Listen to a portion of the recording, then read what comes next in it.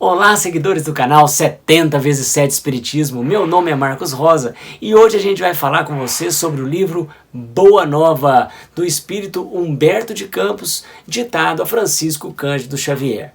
Nós já comentamos sobre uma obra de Humberto de Campos aqui no canal, Brasil, Coração do Mundo, Pátria do Evangelho. Dá uma olhadinha aí nos cards. Humberto de Campos, então, foi um escritor maranhense que escreveu cerca de 40 livros aqui enquanto encarnado e 15 livros enquanto espírito.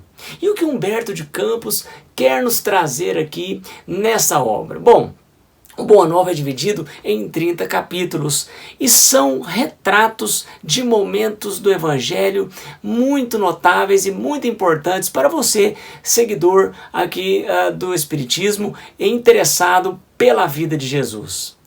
São várias passagens, cada um dos capítulos te leva a uma reflexão pungente.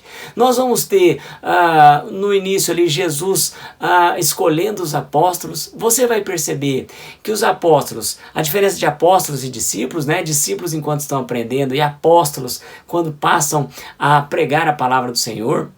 E você vai perceber que os discípulos, né, cada um que vão se tornar os apóstolos depois, cada um tem a sua dificuldade, né? Então eles não eram perfeitos e Jesus não veio para os perfeitos. Jesus veio para enobrecer aqueles espíritos que precisavam de uma certa lapidação.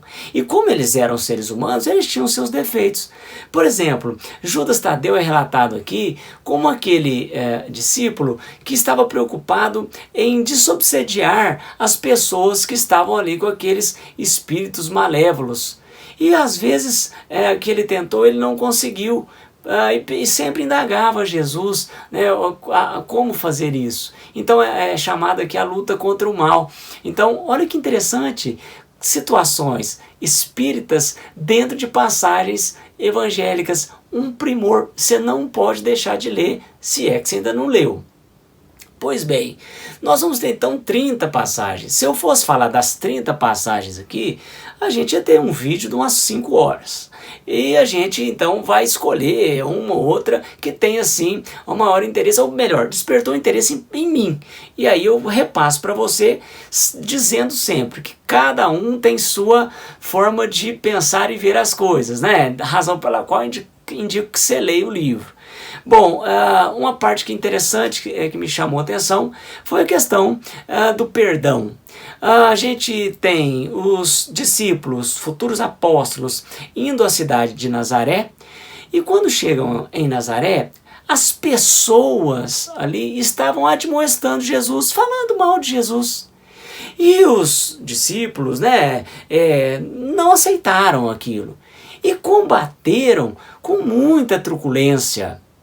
Eles foram incisivos em defender o Evangelho, em defender Jesus. E chegaram a Jesus dizendo: ora, Jesus, nós o defendemos de maneira truculenta porque é inaceitável o que o povo de Nazaré está falando do Senhor. E qual não foi a surpresa dos discípulos, futuros apóstolos, quando Jesus disse: mas eu não estou entendendo vocês. Vocês são os escolhidos para espalharem o Evangelho, para dizer que é o amor que vai salvar as pessoas. E aí basta algumas pessoas falarem mal de mim para vocês fazerem o contrário, vocês combaterem com truculência. Vocês tinham que ter doado o amor. E mais, vocês não podem ficar tão melindrados com pessoas falando mal de mim. Porque muitos enviados de Deus não foram entendidos aqui na Terra. Porque os seres humanos aqui, alguns seres humanos, eles ficam presos a sentimentos comezinhos, egoísmo, orgulho, vaidade, que os cega em relação à verdade divina. Nós temos um Sócrates, por exemplo, né? E aí eu que estou te falando, não é o livro que fala. O Sócrates trouxe verdades importantes, mas as pessoas não o entenderam. Jesus foi a mesma coisa. E ele então chega para os discípulos, futuros apóstolos, e diz a eles: olha, vocês têm que perdoar. E não é perdoar. Aí pergunta para ele: mas quantas vezes nós vamos ter que perdoar? Ele falou, não é 7, mas 70 vezes 7. Daí o nome do nosso canal, né? Então, uma passagem bonita aqui que fala sobre o perdão. Mais adiante, nós vamos ter uma passagem que fala sobre a idade, moços e velhos. Ele nos coloca então, olha, e Humberto de Campos é primoroso nisso, ele nos coloca na cena, viu, seguidor?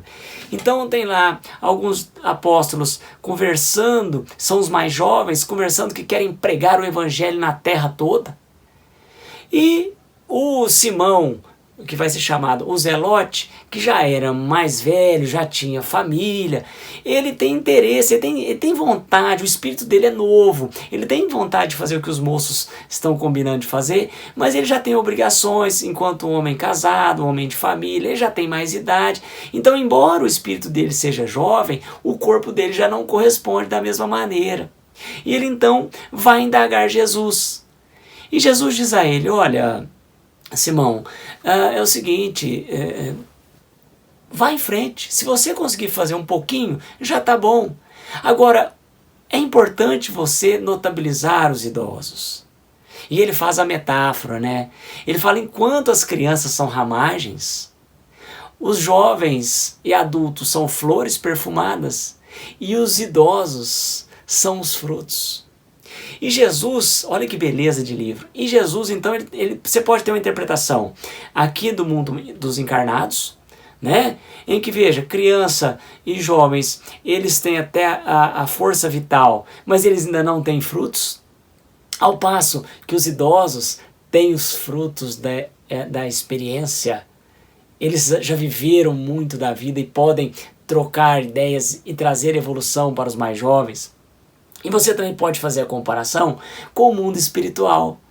Da mesma maneira que tem espíritos jovens, tem espíritos centenários, milenares. E olha que beleza, que reflexão. Vamos ter a passagem de Maria de Magdala, aquela famosa, quem nunca errou que atire a primeira pedra. Mas tem aqui também o fim de Maria de Magdala, né, que ela vai se juntar a um grupo de leprosos. Então é interessante você ler para entender, para eu não te dar spoiler, eu não vou falar qual foi o fim. Embora, imagino que você já saiba. Agora, eu chamo muita atenção de vocês para o último capítulo, o capítulo 30, que fala sobre Maria de Nazaré. Ele vai trazer Maria de Nazaré, relatando Jesus enquanto mais novo, criança, depois adolescente. Interessante, o momento em que ele, muito jovem, leva 2 pessoas para casa, 2 criminosos, conhecidíssimos ali, mas que ele, na sua candura, consegue, com a humildade, fazer essa caridade, dentre outras situações. E eu queria também chamar a atenção de vocês para o momento do desencarne de Maria. Muito bem relatado, né? Vem Jesus na forma de um mendigo, Maria estava numa choupana, e ela então vê as chagas nas suas mãos, ela procura pela cicatriz daquela estocada que ele leva ali do soldado romano, e ela vê, e aí quando ela desencarna, há uma pleiade de espíritos, uma legião de anjos à espera, cantando hinos. Uma beleza, é lindo a forma como Humberto de Campos nos relata isso. E Maria pede para que ela possa visitar os cristãos que estavam ali já sofrendo, muitas das vezes jovens, idosos, mulheres, que haviam abdicado de seus lares para pregar a palavra de Jesus.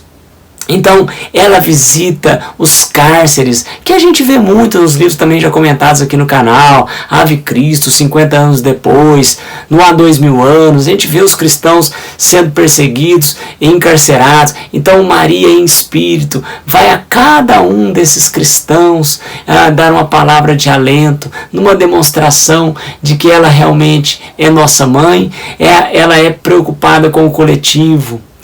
Então, linda passagem, você não pode perder essa literatura que vai te mudar. Você vai perceber que o Evangelho está muito próximo da gente, que os ensinamentos de nosso Senhor Jesus Cristo estão mais atuais do que nunca. Gostou? Eu espero que você tenha gostado. Se não é inscrito no canal, inscreva-se, deixe seu like e compartilhe com os amigos. Até um próximo vídeo, pessoal!